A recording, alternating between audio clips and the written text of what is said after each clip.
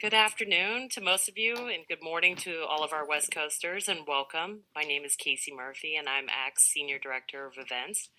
I want to thank you for joining us today for ACT's September webinar entitled Paving the Way, Creating Infrastructure for Efficient Multimodal Transportation Networks. Before we hear from our presenters this afternoon, I wanted to quickly take care of a few housekeeping items. First, all attendees are on mute during this webinar. Second, we will be hosting a Q&A at the end of the webinar, but please feel free to type in your questions as we go in the Q&A tab located in the toolbar at the bottom of your screen. Note that when asking a question, please also identify who the question is for when typing it in. That would be very helpful. Thank you. Finally, this session is being recorded and we'll have the recording up on ACT's website within 24 hours after the presentation ends.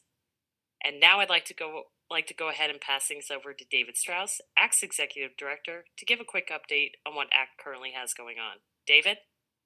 Thank you, Casey. Good day to everyone. I want to thank you for joining us for today's webinar, Creating Infrastructure for Efficient Multimodal Transportation Networks. Today's webinar will share how to design, connect, implement the infrastructure to support multimodal transportation networks and how partnering with trusted transportation providers enables you to put together a program simple to implement and manage and one that is easy for people to use. It's a really important topic for the industry as we are looking at rebuilding transit ridership post-pandemic. I know there's a few non-members on the call or on the webinar with us today, and I want to welcome you to ACT and invite you to learn more about the great work that's taking place within the organization, from professional development opportunities like the webinar to in-person events locally and nationally, as well as advocacy to advance adoption of TDM policies and increase financial resources for TDM programs.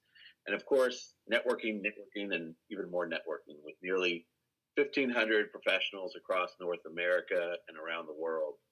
After the webinar, you will receive a quick note from Elizabeth Denton, our Director of Membership, offering a time to learn more about the organization, the great community we have, and opportunities for getting involved. Now on to just some quick news and updates. TDM Week has just wrapped up, and it was truly wonderful to see over 20 events taking place across the country, in person and virtually over the last 10 days, with hundreds of participants gathering for s'mores on the beach, to meetings with transportation leaders in Pennsylvania, Nevada, Arizona, as well the Bay Area TDM Summit, which brought together 120 folks from the San Francisco Bay Area. For bike rides, tours, socials, TDM was really everywhere. It was fun to watch. As well, during TDM Week, ACT hosted our fly-in to DC with informative panel sessions inside the U.S. Capitol building, a press conference with Congressman Auchincloss as well as Congressman Garcia. During the press conference, ACT released its statement on achieving transportation decarbonization through TDM, which identified key actions that can be taken by Congress, US DOT, as well as state DOTs. I encourage you to download a copy. A link of it was just posted in the chat. Take a look at it, and I encourage everyone to share it with their state DOT leaders and others within your community. It's really a great resource, and I want to thank everyone that was involved in putting it together. As well, in DC, we hosted over 30 meetings with members of Congress and leadership from the Secretary's Office at US DOT to talk about the importance of supporting TDM, and really had some great conversations and positive movement on understanding the opportunities that are there. As well, registration is open for ACT's TDM Forum in Los Angeles, November 2nd to 3rd. We've got a great event, which will include keynote addresses from Professor Donald Shoup, as well as Sam Morrissey, who's heading up transportation for the LA Olympics in 2028. The program is available on the website, and it features something for everyone. We've got sessions on TDM ordinances, shaping regional programs, decarbonization, behavior change, and many other important topics. We'll also be recognizing our 2023 group of 40 under 40 recipients and presenting our annual TDM Excellence Awards. I encourage you all to register and join us in LA for this great event. We have secured an even lower room rate for our hotel, but the block closes soon. So be sure to register and book your hotel room over the next 10 days. I also like to let everyone know that next week we're opening our call for statements of interest in ACT's national committees, which are a great opportunity to on a volunteer leadership role within the organization. So I hope you all take a look at that when it opens next week. I'd now like to introduce Steve Wheeler, Senior Partner of Sellwell Services, for our moderator for today's webinar to introduce our panel and the topic. Steve. David, thank you very much. Good morning, good afternoon, good evening across the spectrum. Today is about story time. So today's agenda, we're going to be hearing from Dr. Cog and how they're able to automate their Guaranteed Ride Home program and bring more efficiency into their operation. And each of the programs about this panel, how we can encourage more efficient transportation networks. So with that, we'll go ahead and get started. And I don't know about you, but visually or smell, taste, but when you see something like this, you ever get those goosebumps? You're going, oh boy, no rules, no stop signs, no stoplights, no regulations. And, you're going looking at that going, hey, it's a little bit of chaos. Today, we're going to be talking about how we solve a problem. And that problem is that how do we bring more efficiency into multimodal transportation networks? How do we make it a rules-based solution so that we can put rules in place that we don't have to intervene with necessarily people in place, but we can put rules in place that we can automate that system, therefore increasing efficiency for many of the folks that are involved. But more importantly, we've got to make it easy to use for the end user, easy to use for the group, and especially, the thing that we want to think about is equity and mobility. For those that have a voucher program or, being able to offer up transportation at the click of a button to those folks that need to have that guaranteed ride home or need to have that last mile, first mile ride from a transportation standpoint. So we're going to talk about that challenge today. So the benefits. Talk about the benefits, shared interests. So starting at the transit agency, certainly on their part, we want to help increase ridership. We want to be able to get more into first mile, last mile. We're able to have more folks go into and encourage alternative commutes when we are looking at guaranteed ride home programs. Then for MPOs, TMAs, those that have to manage these programs, how do we make it easier for them that we don't have to create a voucher or we don't have to have a call center, that we can provide solutions out there that supports the local ordinances to reduce traffic, to reduce single occupancy drivers, and reduce their costs. And then for the employers, property operators, giving them more options for getting to and from work, getting to from alternative commutes. Employers are faced with this ESG reporting, environment, social governance. So we want to promote programs that help reduce their footprint and what they report out to the public sector. And then finally, how do we make it easy for those riders? How do we give them options, make it so that they can reduce their cost and make it easy for them to use? So with that, we have our three presenters today: Jim Eshelman from Dr. Cog, Sarah Bowden from Uber, and we're going to hear from Wayne Fogarty on iCabbi. I'll be your moderator today, Steve Wheeler. So I'm going to introduce Jim Eshelman. He serves as the Market Research Program Manager for the Denver Regional Council of Governments, or more affectionately called Dr. Cog. It's not the doctor's office, Dr. Cog. Jim manages the Guaranteed Ride Home program, graduated of the University of Colorado and the University of Akron, and I think he secretly roots for some other Ohio team out there. Welcome, Jim Eshelman. Thank you, Steve. Thanks for that great introduction. We can go to the first slide or the next slide. Our Dr. Cog's Guaranteed Ride Home program, I'll talk a little bit about that first.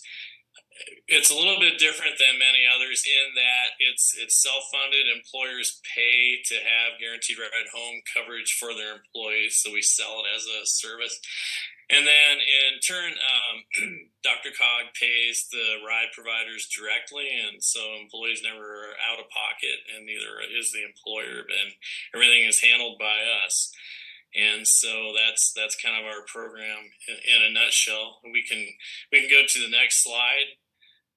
The primary benefit I think we all know of the guaranteed ride home is it breaks barriers to using non-SOV modes, and it does that by removing the what ifs. And we can go to the next slide.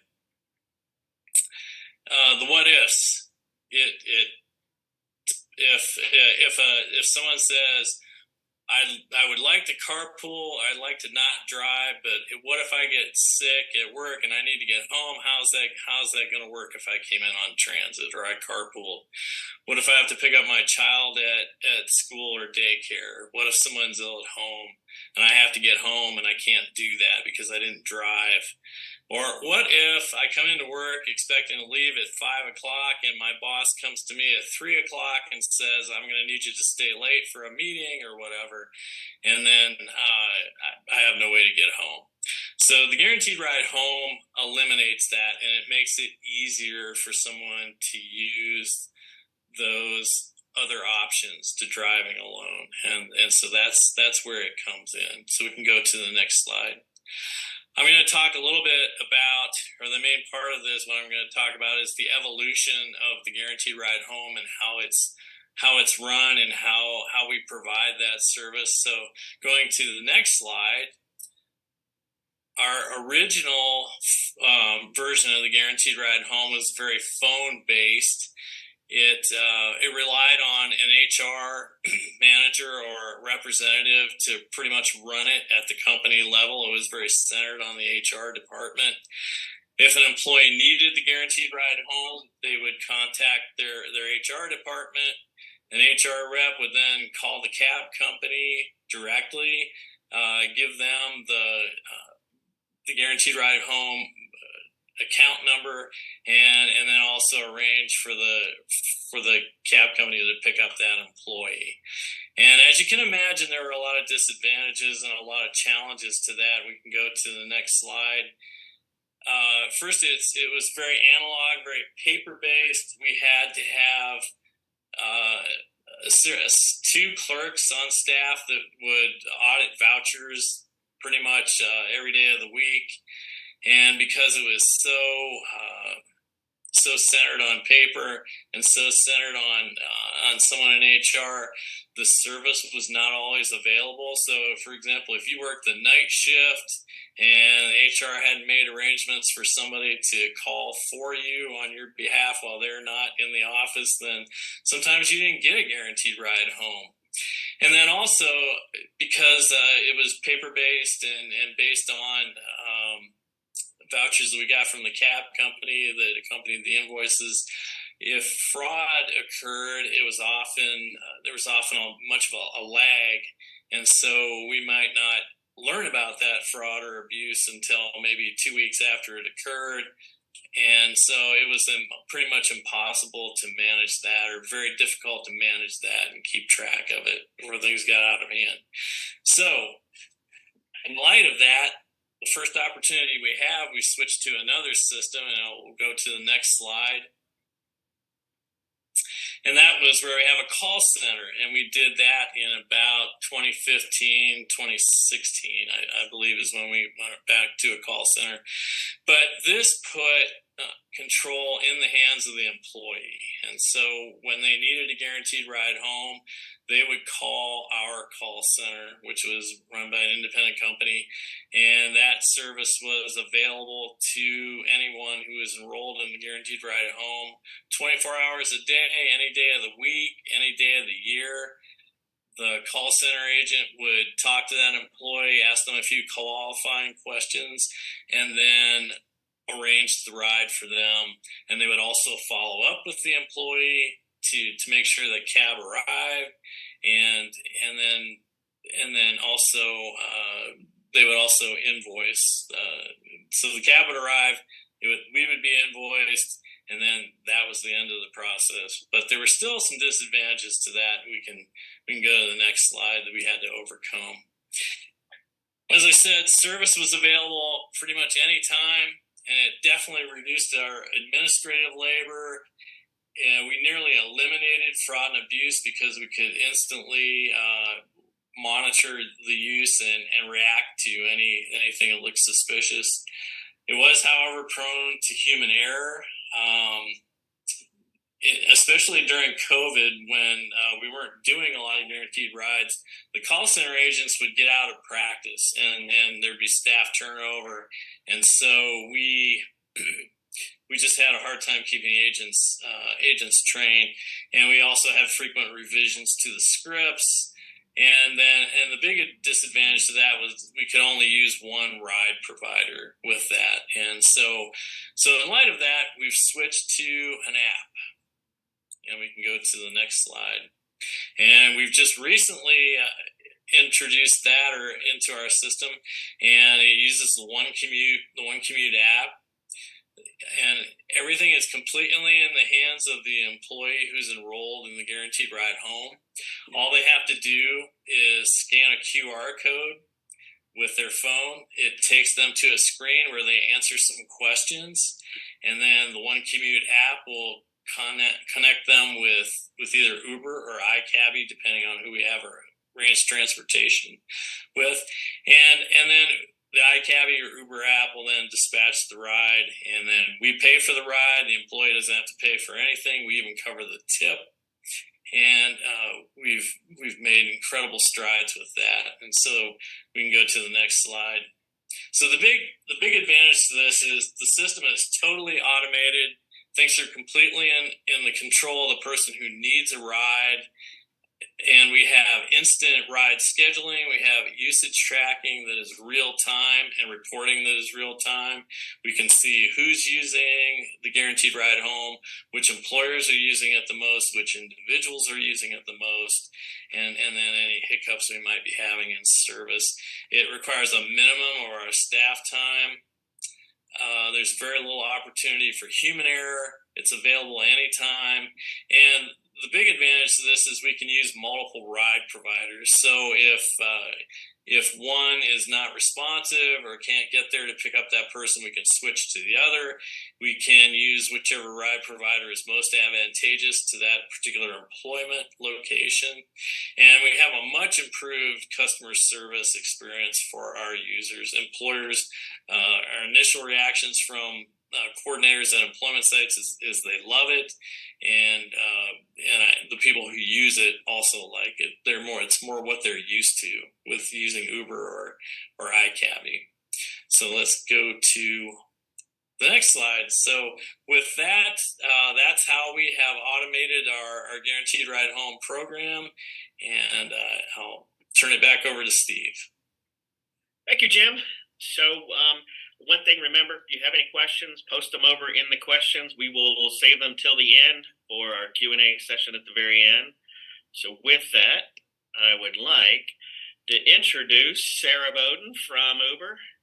Access to safe, reliable public transportation transforms lives.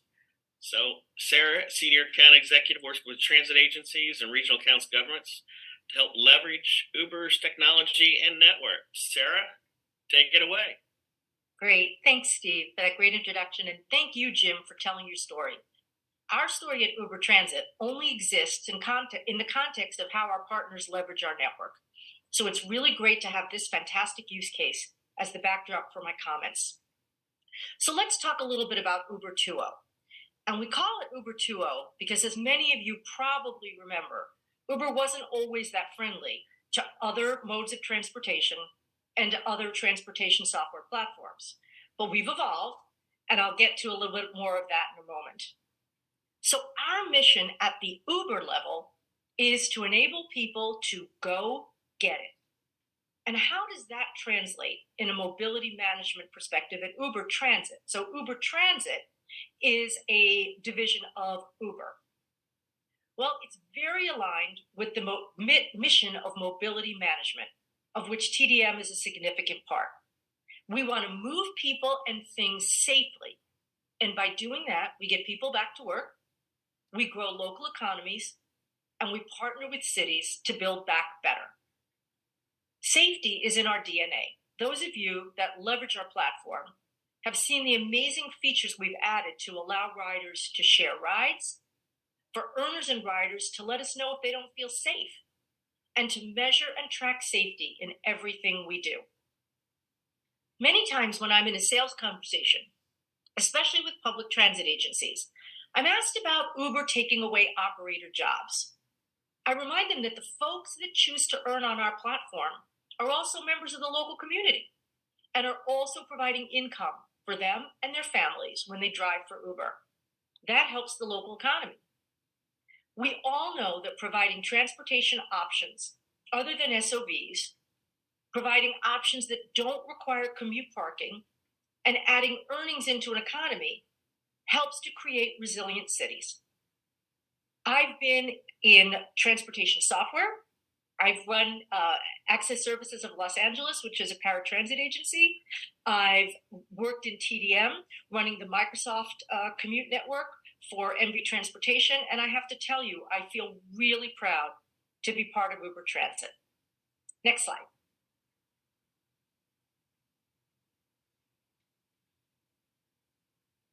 So I love this slide. It's a simple graphical way to show how Uber adds value in the mobility management space. When I first got to Uber Transit, I asked my colleagues where I should focus. Where do transit agencies, universities, and employers get the most value from partnering with us? And the answer was everything, everywhere, all at once. Other than in really small use cases like Kyle, Texas, or Innisfil, Ontario, where we are actually 100% of the fixed route transit system, we aren't normally 100% of the solution for transportation needs. We fill in the gaps where our perfectly elastic network provides a cost-effective, time-sensitive, incredibly reliable way for agencies to solve many of their previously unsolvable operational issues. First mile, last mile isn't robust enough to make a dedicated van worthwhile? Send in an Uber. Paratransit routes are not able to adhere to schedules and wait times for riders are too long? Add in Uber to smooth out peak times or pick up in a cost-effective way when demand is low. University students need late night rides home and a circulator van isn't economically feasible, or that van is too popular and wait times are too long? Bring in Uber as part of the university transportation solution. Really, everything, everywhere, all at once. Next slide.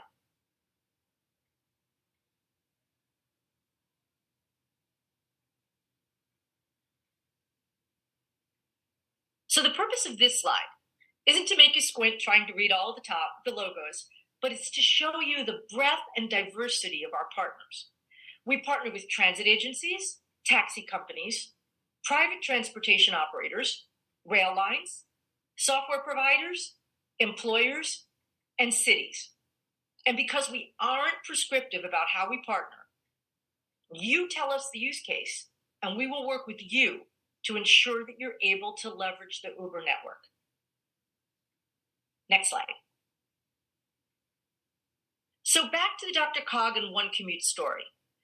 And this is really a perfect example of Uber 2.0, because in the old days, this never would have happened.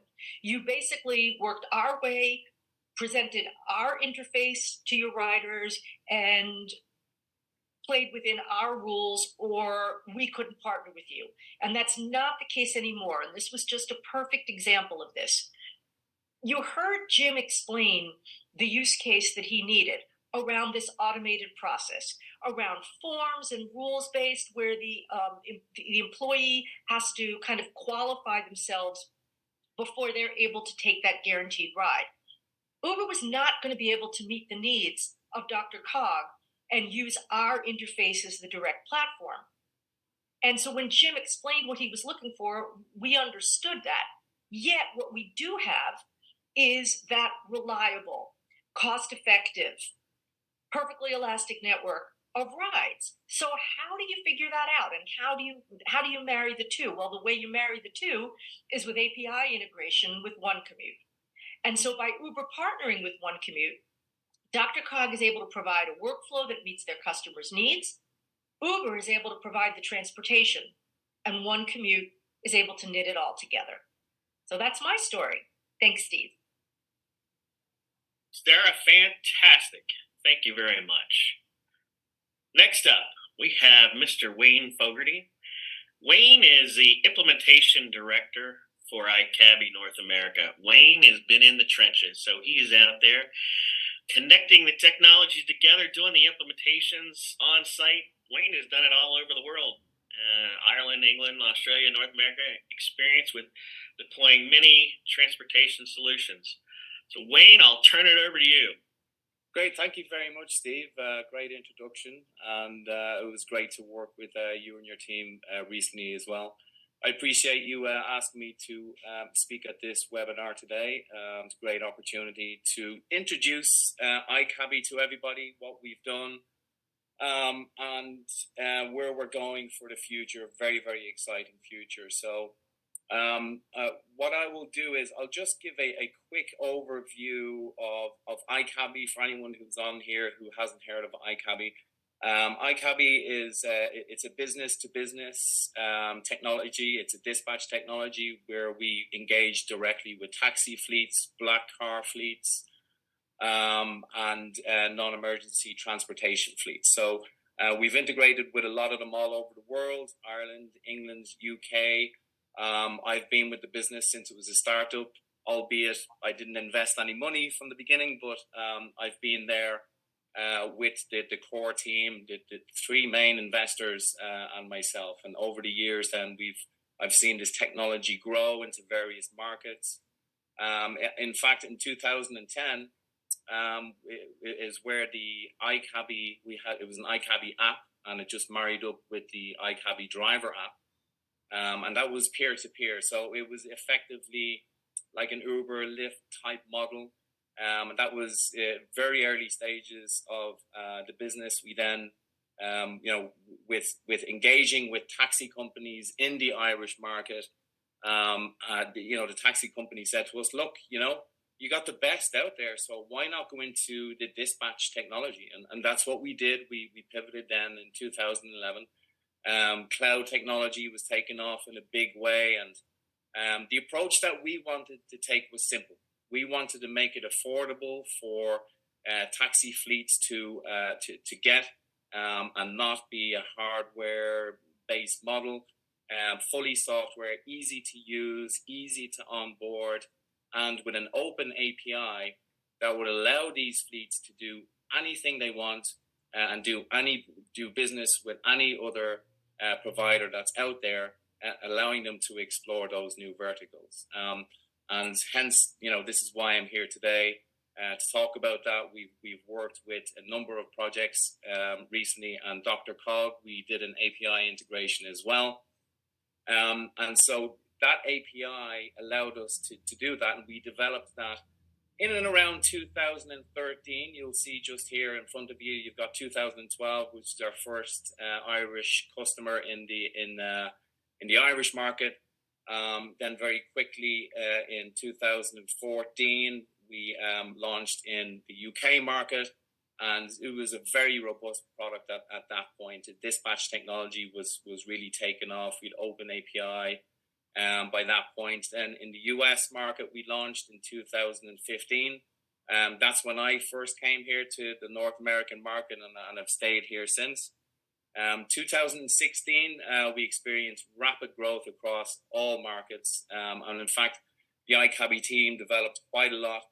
And 2017, then we got our first Canadian fleet. And then I myself launched iCabbi in Australia. And we were also in New Zealand as well. So very, very quickly, the space of a few years, we turned into pretty much a global solution. In 2018, Renault, one of the biggest car manufacturers out there, we partnered with Renault. So they took a large share in the iCabbi, and of course we joined their Mobilize group. And very shortly after that, we got some acquisitions. We acquired Mobile Knowledge from the Canadian market, Original Software in Brazil, and now very much we're in the European market. We're doing a lot of projects in the European market at the moment. We got to 1 billion trips there very, very recently, 2022, towards the end of 2022. Quite an achievement. And then in 2023 was the official launch of the iCabbi iMove initiative. And that's what I'm here to talk to you about today. It comes to bear when we talk about these first and last mile programs, and certainly the non-emergency medical transportation sector, and pretty much any other transportation needs where these fleets, taxi fleets, whether they're black car fleets or medical fleets, where they need to have a high level of efficiency, high utilization of their fleet, and keep costs and emissions down to a minimum, and of course be able to win some of these bigger contracts. So I'll talk about that in just a moment and how it's going to benefit these various transit agency programs. Very quickly, some key facts on iCabbi just to finish off. 30 million connected customers globally, over 1,000 signed fleets, over 100,000 plus active vehicles or licenses, online in 15 countries, 1.1 billion completed trips to date, 2 billion annual booking revenue, it's quite a lot, that's euros, and then we got a 98% customer retention rate as well. And we've dominated a lot of the markets. We got a very high percentage share in UK, Ireland, Canada, US.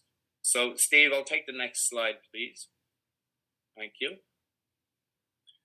So the iMove initiative, that's iCabbi's latest innovation, and what it answers is some long-standing problems in the industry, which is efficient routing, grouping rides, and optimizing routes and rides so it benefits both the driver and the customer, where the driver is doing less mileage, less dead mileage, less drive time, and of course delivering a much better service all around. The customer is getting to their appointments or getting picked up or dropped off on time, which is obviously key for a lot of these types of programs.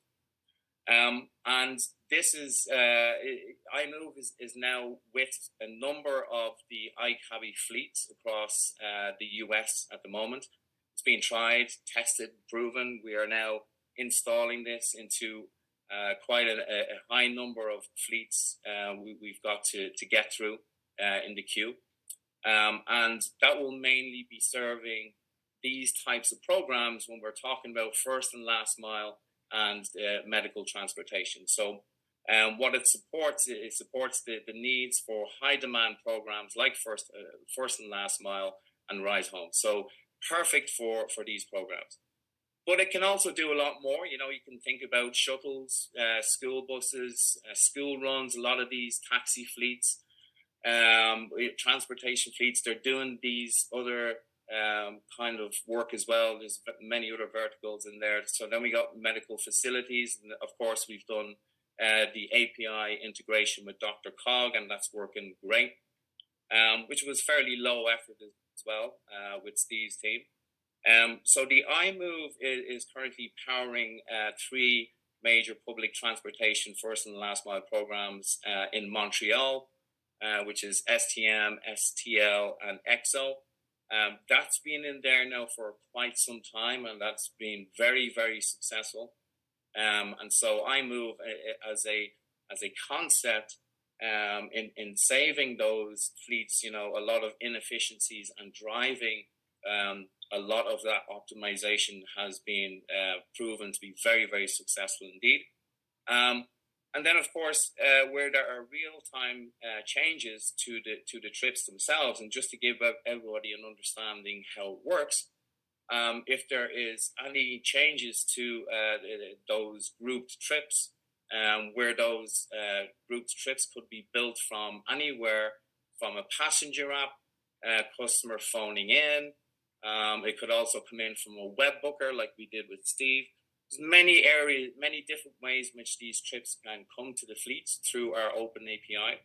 And those get grouped together and routed in a very optimized way, including price.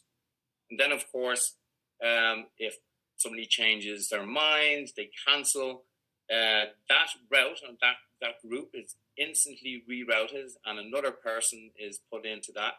And then, of course, it's all done instantly. The fleet doesn't have to do anything.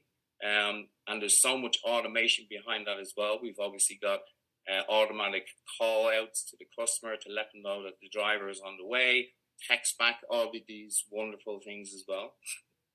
And so that's just a little bit of an idea of how iMove works in practicality. And then, of course, leveraging the iMove optimization service generates higher fleet utilization through increased group rides, reducing traffic congestion, and lowering greenhouse emissions, enabling those fleets to bid on more complex or varied RFPs. And as I say, right now, we are rolling that out countrywide to all of our US customers. And so I'm pretty sure in the very near future, a lot of the transit agencies and master planners here that are on this webinar today will definitely come across and feel the benefits of of iCabbi's iMove innovation. So with that, thank you, Steve. I appreciate it again inviting me. Over to you. Fantastic, Wayne. Thank you very much. And reminder, anybody have any questions? We're going to be coming up soon to answer the question mode in just a moment. Flip to the next slide. So multimodal transportation. So today was story time. We talked about how the Denver Regional Council and how they have deployed. And it really, as we're talking about, it's about how we're aggregating the demand, whether that demand is going out to a transportation provider, Uber or iCabbi or some other resource in your area. It's really virtually unlimited to be able to connect these and aggregate that demand and be able to send over those requests. We can do via Open API. You can do it as a log for them to log in to be able to receive that request. It really doesn't matter, but it really to support the needs of all the users. So we talk about that from the ONECOMMUTE side of how do we automate that process? How do we have the employers go in and sign up for the program online, not fill out a piece of paper? How do we have a commuter go online and access it electronic, not fill out a piece of paper? And then how do they go and request that ride, either from a link on the website, using a QC code, a QR code like Denver is using to be able to request that ride, request that trip, have multiple transportation providers automatically figure out which is the best one to service that person.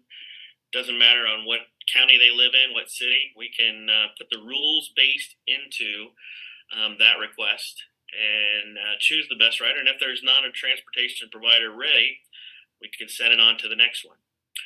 Being able to have approval workflows in the back so it can automate the process, whether it's the employer, the commuter, or the actual ride request itself. And then the benefit for Jim and team is having that visibility into the requests that are coming in and the accountability and being able to really take a look at those rides that are being requested and then seeing if, maybe there's an employer that does need some help and, it's a valuable service, or making sure that we don't have fraud and abuse. So it's really solving that problem of automating that process. So with that, we're going to turn it over to questions. I've see a couple of questions that are out here now that we want to talk. And I think the first one is really out to the panel. Jim, you might want to go up here first. And I think is the one that came out really kind of goes out to everybody is, what's next? And what do you think? We now have Uber, we have the Metro Taxi using iCabbi. What do you see as next for the Guaranteed Ride Home program? I would say next, at least for the immediate future, is to rebuild the program, because during COVID, we were, especially the latter part of 2020, the guaranteed ride home really almost was non-existent. I think we might have provided maybe two cab rides in the last half of 2020, and really, we lost all of our employer customers during that time. So we are rebuilding our customer base, and that is our big goal. So we have this great system now, this great infrastructure that is user friendly. It automates everything for the employer, even signing up and doing business with us. And so our mission in the next year or two is going to be to rebuild the customer base for the guaranteed ride home and get more employers signed up and more employees served by that system, because it really is a good program. It's great for employees, and it's great for after you've made that investment in an eco-pass, a transit pass program, or promoted carpooling.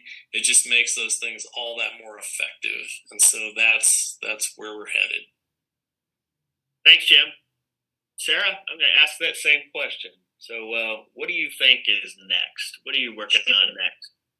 So, and we're, as Uber Transit is growing, we're trying to focus more and more features on meeting the needs of our mobility managers. One of the most important things that they're asking for is, of course, during COVID, we eliminated shared rides.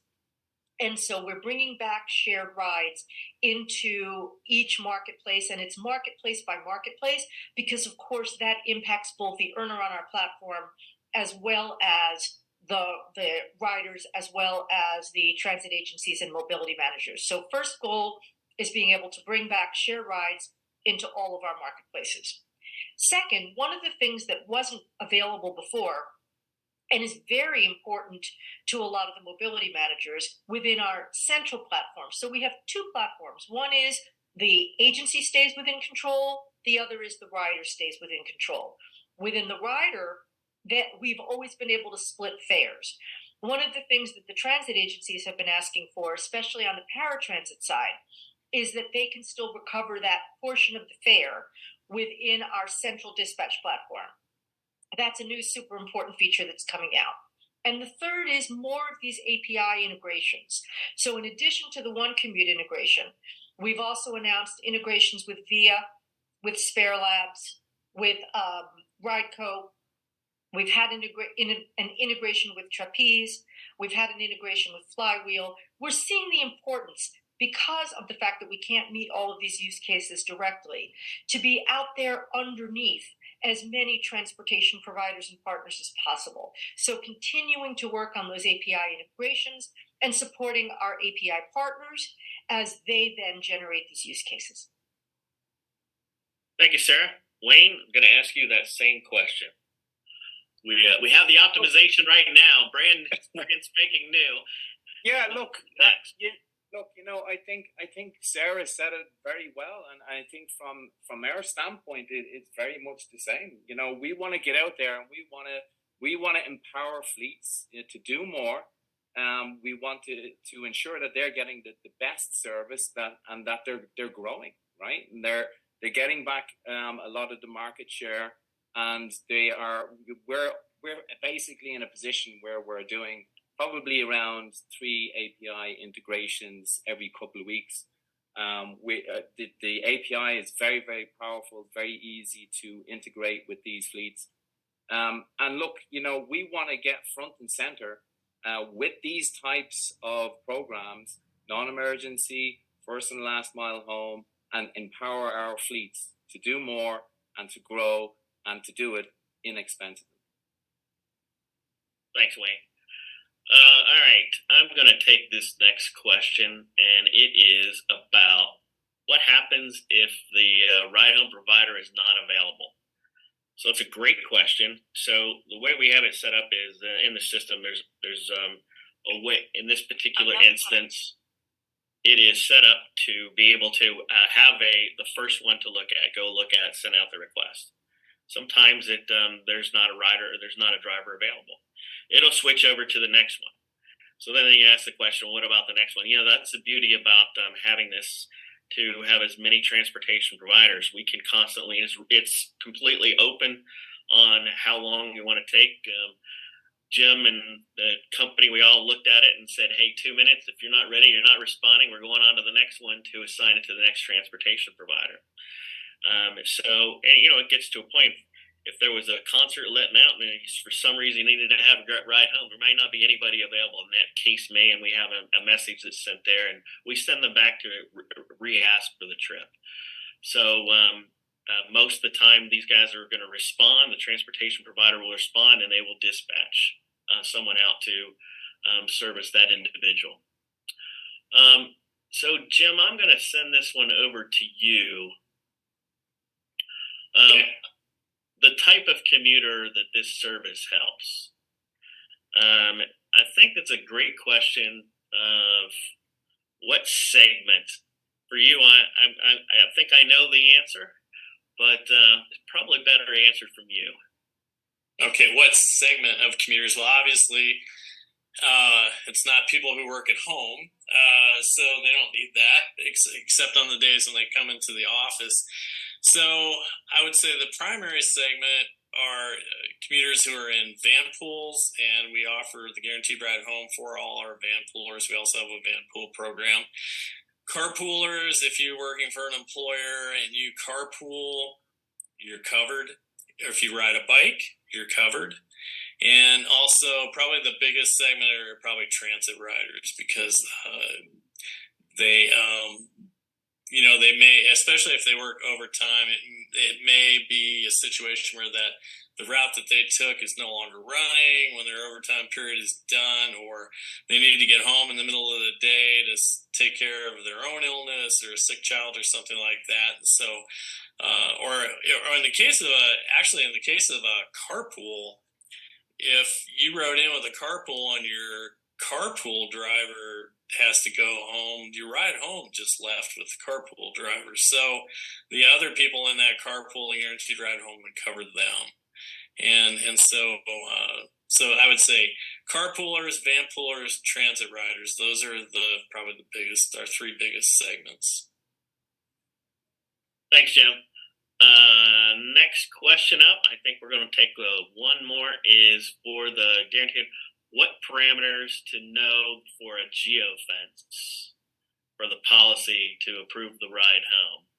So in Dr. Cogg's case, their rules base was actually pretty simple to solve. They said within 100 miles, we could do that one really easy. We know the start, we know the end, and they approve 100 miles. So from the rules-based system, it can be zip code, it could be city, it could be the GPS coordinates.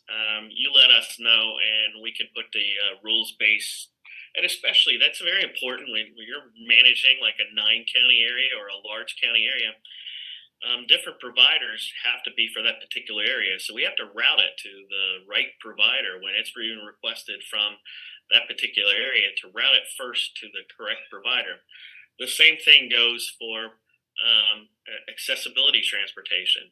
In the Denver region, we know there's a first up transportation provider that they have it in their contract that they are the accessibility transportation provider, and it will route them immediately to that particular provider first. So it is rules based, and so that also makes it so somebody in the call center doesn't have to make that decision. We're making it for them based off of the criteria that we're asking in the order form. So, Casey, I think we're going to turn it back over to you. Make sure if we have any additional questions that pop up, we will go out there and answer those questions. I'd ask you to go out there to rate this wonderful panel out there who did a fantastic job and sent out as good as feedback as possible. Jim, Sarah, Wayne, great job. And Casey, I'll turn it back over to you. Yes, thank you all. I truly appreciate you taking the time today to speak. Once again, all the panelists' information is up on the website or up on the screen right now. If you could take a quick second to fill out our poll on today's presentation, we would greatly appreciate it.